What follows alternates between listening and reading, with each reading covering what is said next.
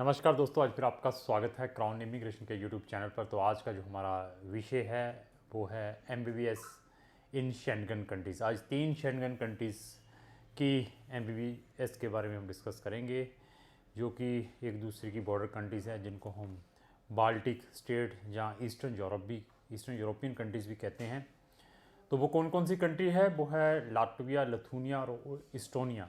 इन 3 countries में अगर आपने एमबीबीएस करनी है, उनकी क्या रिक्वायरमेंट रहती है, उसके बारे में हम आज कंप्रहेंसिव डिस्कशन करेंगे। तो ये कंट्रीज़ कहाँ पर लोकेटेड है उसके बारे में डिस्कस करेंगे, साथ में क्या बेनिफिट है यहाँ से एमबीबीएस करने का उसके बारे में भी डिस्कस करेंगे। तो पहले हम एक अपडेटेड न्यूज़ दे दें। जो नीट का एग्ज़ाम इंडिया में हुआ था, उसका रिज़ल्ट बहुत जल्द विद इन 2 और 3-4 वर्किंग डेज़ के अंदर आ जाएगा। इसकी जो अभी लेटेस्ट अपडेशंस हमारे पास आई है, और बच्चे बार बार फ़ोन करके पूछ रहे हैं कि कौन सी अच्छी कंट्री है, कहाँ पर हमें जाना चाहिए। तो मैक्सिमम इसकी जो मार्केटिंग है एमबीबीएस की डोर टू डोर स्टार्ट हो चुकी है। अलग अलग एजेंट्स अलग अलग टाइप के काउंसलिंग बच्चों को प्रोवाइड करते हैं। जिन लोगों के पास एक ही कंट्री है या 2 कंट्री हैं, वो तो अपनी कंट्रीज़ में भेजने की कोशिश करेंगे। चलो आर्मीनिया, चलो बेलारूस, चलो कहाँ पर यूक्रेन, ये ऐसी ऐसी कंट्री। और हमारे कुछ तो एजेंट ऐसे थे जिन्होंने एमबीबीएस करने के लिए बच्चे साउथ अमेरिकन कंट्रीज़ में भी भेज दिए हैं। कैरिबियन कंट्री, छोटी छोटी कंट्रीज़ हैं। तो वहाँ पर तो जाने का बेनिफिट नहीं है, मैं बार बार बता रहा हूँ, फार फ्रॉम इंडिया। अभी ये माइंड में मत लेकर चलिए कि आप अगर साउथ अमेरिकन कंट्री से एमबीबीएस करते हैं तो आप इजीली यूएसए में शिफ्ट हो जाएंगे। चाहे आप साउथ अमेरिकन कंट्रीज़ में हैं, चाहे आप इंडिया से एमबीबीएस कर रहे हैं, चाहे आप रशियन कंट्री, किसी भी रशियन कंट्री से कर रहे हैं, तो आपको जो रूट है यूएसएमएलई का वो ही यूज़ करना पड़ेगा, क्योंकि एजेंट्स ने अपनी प्रोडक्ट बेचनी है। आपको डिफरेंट डिफरेंट टाइप के चीज़ें बता कर, वहाँ की वीडियो दिखा दिखा कर, बच्चों की इंटरव्यू दिखा दिखा कर मोटिवेट करेगा। तो अभी कुछ दिन पहले से अभी इजिप्ट की बड़ी प्रमोशन चल रही है, इजिप्ट की बड़ी क्वेरीज आ रही है एमबीबीएस।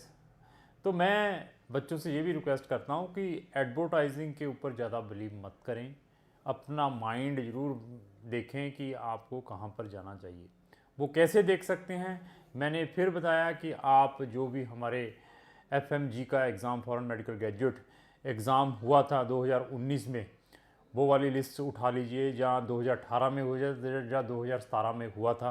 उसमें आप चेक करिए कि कौन सी कंट्रीज़ की और कौन सी यूनिवर्सिटीज़ की जो पासिंग रेट है एफएमजी की, जिसको एमसीए एग्ज़ाम कहते हैं, इंडिया में आकर ज़्यादा रही है। उन कंट्रीज़ और उन यूनिवर्सिटीज़ को प्रेफर्ड करें, इंस्टेड ऑफ कि आपको मैं सिर्फ मोटिवेशन दे देकर गलत कंट्रियों में भेज दूँ सिर्फ अपने प्रॉफिट के लिए। बट आपने वो तो चीज़ माननी नहीं है। मैं जितना मर्जी समझाता रहूँ, लोगों ने जाना उसी के पास है जो बड़े बड़े ड्रीम और सपने दिखाएगा।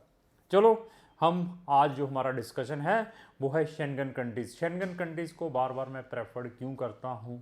कारण क्या है कि बड़ा प्लेटफॉर्म है, 26 कंट्रीज़ में यू कैन प्रैक्टिस देयर।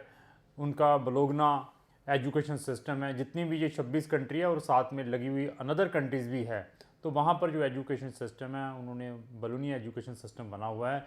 हर एक कंट्रीज़ का सिलेबस दूसरी कंट्रीज़ के साथ मिलता है। वहाँ से आप एक दूसरी कंट्री में ट्रांसफ़र भी इजीली ले सकते हैं, अगर आप एमबीबीएस किसी भी शेंगन कंट्रीज़ में कर रहे हैं। तो साथ में आप किसी भी कंट्री में इजीली प्रैक्टिस कर सकते हैं as a doctor, subject to clear सिर्फ जो वहाँ का लोकल लैंग्वेज टेस्ट है उसको क्लियर करना पड़ेगा, तो बाकी कोई हर्डल नहीं है। तो बहुत सारी बच्चों के फ़ोन आते हैं कि सर एमबीबीएस इन फ्रांस के बारे में हम वीडियो बनाएं, जहाँ एमबीबीएस इन अपनी जो जितनी भी ये कौन सी कंट्रीज़ हैं, ये अपना नॉर्डिक स्टेट हैं, उसके बारे में बनाएं वीडियो सर। वहाँ पे एमबीबीएस में एडमिशन कैसे ले सकते हैं? ये नॉर्डिक स्टेट कौन सी है?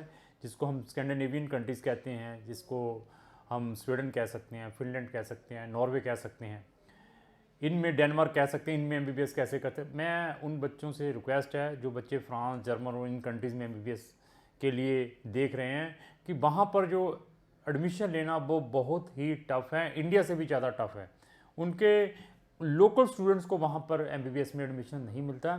लेकिन नीदरलैंड कंट्री में भी कुछ बच्चे जाते हैं। वहाँ का मैंने जो कॉलेज का स्टेटस चेक किया, मैं कहना तो नहीं चाहिए, बहुत ही ख़राब है स्टेटस उसका। उसके रिव्यू चेक किए तो फिर लगता है कि यार लोग ऐसे ऐसे काम भी करते हैं कि यूएसए कंट्री ने वहाँ पे अपना कोई कैंपस खोला हुआ, समझ नहीं लगी मुझे क्या है। तो लेकिन लोग जाने के लिए तैयार हैं, एमबीबीएस के नाम पर पैसा फेंकने के लिए तैयार हैं, कोई दिन डिग्री ऐसे ही मिल जानी है।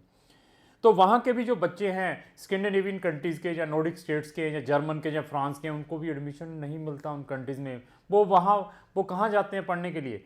वो अपने बजट को देखते हुए, अगर उनका बजट ठीक है तो वो फिर शेंगन कंट्रीज़ में ही, जितनी ये बाल्टिक स्टेट हैं, जो मैंने ईस्टर्न यूरोपियन कंट्रीज़ बताई हैं, इनमें चले जाते हैं। जहाँ उनका बजट अगर कम है तो फिर वो प्रेफर करते हैं कौन सी? यूरोपियन कंट्रीज़ को। यूरोपियन कंट्रीज़ कौन सी है? बुल्गारिया, रोमानिया और क्रोएशिया को। तो वो वहाँ पे प्रेफर करते हैं। तो अगर आप शेंगन कंट्री से एमबीबीएस करते हैं तो एक तो शेंगन पूरा आपको मिल गया प्रैक्टिस के लिए, और इसके अलावा सारी की सारी अनदर कंट्री रशियन व्हाट्सएवर हैं, उनमें भी कोई रिस्ट्रिक्शन नहीं है, क्योंकि आप एक डेवलप कंट्री से एमबीबीएस करके आ रहे हैं तो वो आपका मोस्ट वेलकम करते हैं। तो अगर आपने रशियन या छोटी मोटी कंट्री से की है, तो अगर आपने डेवलप कंट्रीज़ में जाना है तो उनके लोकल एग्ज़ाम्स हैं, लैंग्वेज हैं, lot of hurdles are there. तो ये एक बहुत मेजर बेनिफिट है। और अगर आप लिविंग को लेकर चलें, वर्ल्ड का जितने भी कंटिनेंट है, 7 कंटिनेंट, सबसे ब्यूटीफुल और सबसे लिविंग पर्पस के लिए जो कंटिनेंट है वो यूरोपियन कंटिनेंट्स हैं, चाहे वो शेंगन कंट्री है, चाहे यूरोप है, व्हाट्सएवर। तो वहाँ पर लोग सेटलमेंट के लिए भी हमारे थ्रू जाते हैं। हमारे पास वहाँ पर बहुत सारी सेटलमेंट पॉलिसीज़ हैं। इवन अगर आपके बच्चे शेंगन कंट्रीज़ में वहाँ पर एमबीबीएस करने के लिए जाते हैं, तो अगर आप भी वहाँ पर जाना चाहते हैं या वहाँ पे कोई सेटलमेंट पॉलिसीज़ देख रहे हैं, तो उसमें भी क्राउन इमिग्रेशन आपकी हेल्प करेगा। लेकिन बाकी एजेंट कुछ नहीं करेंगे, क्योंकि उनको यही नहीं पता कि शेंगन का वीज़ा अप्लाई कैसे करना है। उनको तो सिर्फ ये जितनी भी CIS कंट्रीज़ हैं या USSR कंट्री हैं या सोवियत कंट्रीज़ हैं, जितनी भी ये रशियन कंट्री, वही प्रमोट करनी है। वहाँ पे तो हर एक बंदे को वीज़ा मिल जाएगा, वीज़े की कोई प्रॉब्लम ही नहीं है। अगर आप शेंगन कंट्रीज़ में अप्लाई करते हैं, वहाँ पे वीज़ा की भी फॉर्मेलिटीज़ काफ़ी हैं, और वहाँ पे सेटलमेंट पॉलिसीज़ भी देखनी पड़ती हैं कि किस तरीके से अगर पर्सन ने वहाँ पे सेटलमेंट लेना है तो कैसे वो सेटल हो सकता है after completing the MBBS there. चलो हम आते हैं इन 3 कंट्रीज़ के ऊपर। कौन सी है? मैं रिपीट कर दूं, इस्टोनिया है, लाटविया और लिथुआनिया है।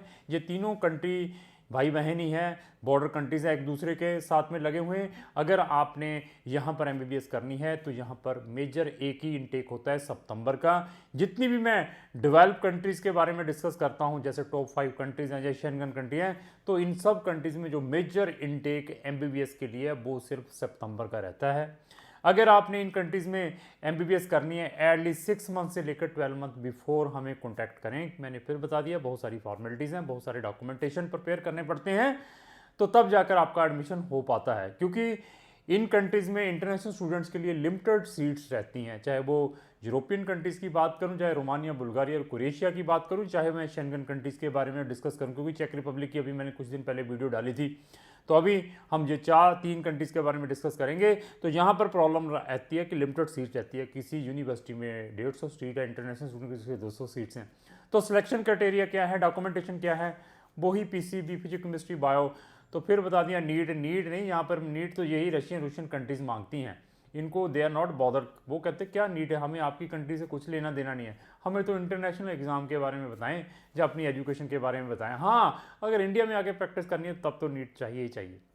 चलो, तो एलिजिबिलिटी क्राइटेरिया क्या है कि अगर आपके जो परसेंटेज है वो 70% से कम नहीं होने चाहिए, और साथ में इनमें से एक कंट्री को छोड़ के, वो कौन सी है, लाटविया को छोड़ के, इस्टोनिया में और लिथुआनिया में आपको सेट का और MCAT का एग्ज़ाम भी देना पड़ेगा। ये भी एक रिक्वायरमेंट है। तो सेट का और MCAT का जो एग्ज़ाम है देने के बाद वो 2 साल के लिए वैलिड रहता है। सेट के अंदर आपके जो मिनिमम स्कोर है, मैंने मिनिमम स्कोर बता रहा हूँ, 600 आना चाहिए। ये 600 से कम है तो तब आपकी एलिजिबिलिटी नहीं है। तो MCAT के अंदर जो आपका मिनिमम स्कोर है 500 है। तो ये, इसके अलावा फिर इंग्लिश प्रोफिशेंसी।